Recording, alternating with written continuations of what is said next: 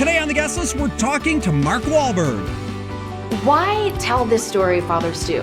And I know this is a big passion project for you. How long did it take you guys to come up with the film, and why tell this story? It's taken 6 years to get it to the big screen. I think it was definitely well worth the wait. It's a very important story, especially in these difficult times where everybody's struggling with things that they wouldn't normally be dealing with COVID and everything else. And it's just touching so many people. I couldn't find any reasons not to make the movie. I think it was also calling me as a man of faith to do something that represented my faith and the importance of that. And it's a really inspiring story. Yeah, I agree. I learned a lot from it, and watching it, I personally felt like human, if that makes sense. I feel like at the end of the day, we're all just human, and that the movie really kind of reflected that we have to be there for one another. And what do you intend for audiences to get out of it?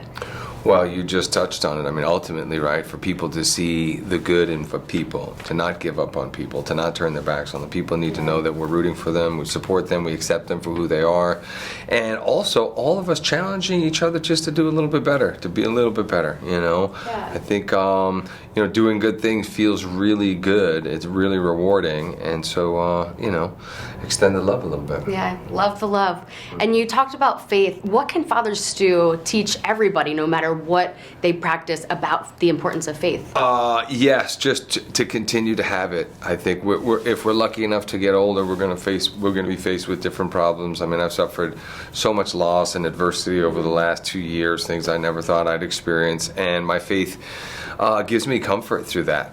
So, finding your higher power, whatever it is, and your calling, and your role, because everybody is expected to do something. Not everybody's called to the priesthood or to making movies about these kind of remarkable people, but we're all called to do our part. Yeah, absolutely. And you playing this part, what did you personally learn from telling the story and being Father Stu? Oh gosh, I'm still now. Stu has really kind of gotten a hold of me now, and he's challenging me to do a lot more all the time. I mean, anytime I'm praying, reflecting, doing my daily ritual, reading scripture and stuff like that, and he's constantly challenging me, so I think now I'll be off in a whole new direction, doing lots more faith-based stuff, and just stuff that's that's incredible. Impacting people. That's amazing. And one thing that I really took from this movie too is the theme of gratitude. And I believe there was a line that said something about, life can give you so many things to be angry about, but you only need one thing to be grateful for. And I can't stop thinking about that. And what do you think about gratitude and what that can do in our lives? Well, gratitude for me, people always ask, well, why are you still so disciplined? You've had so much success. Because I'm grateful that I have an opportunity. I never wanted to do anything to mess it up. And I start by expressing my gratitude every day. That's kind of where I start. And then from that point on, then I'm kind of, just focusing on the things that I know are put in front of me for a reason, and to recognize where I should be focusing my time, my energy, and efforts. But gratitude is a big deal. And discipline, kind of having that routine. And I kind of go back to, accrediting my faith and all my success personally and professionally. And talking about discipline, I know that you're a big proponent of F45, and talk to me about some of the body changes, mental and physical preparations that went into this film.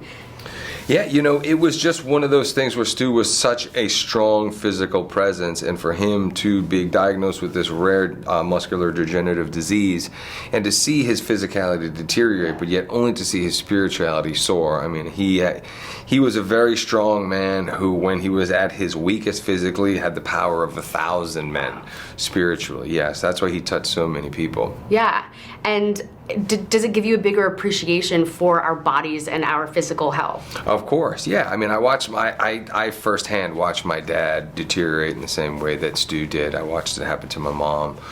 So I've seen it firsthand. And I always am a big advocate for trying to eat right and exercise, but also the spiritual exercise is equally as important. And you can't hold on to it forever, but I would like to be able to move and walk and play with my kids and hopefully with my grandchildren one day. Yeah, and then what you said too, like when your physical health maybe is deteriorating, that spirit and that faith can just really resonate and shine through. Yeah, well, at the end of the day, that's the most important. Yeah, absolutely. And what do you think Father Stu would say if he was here?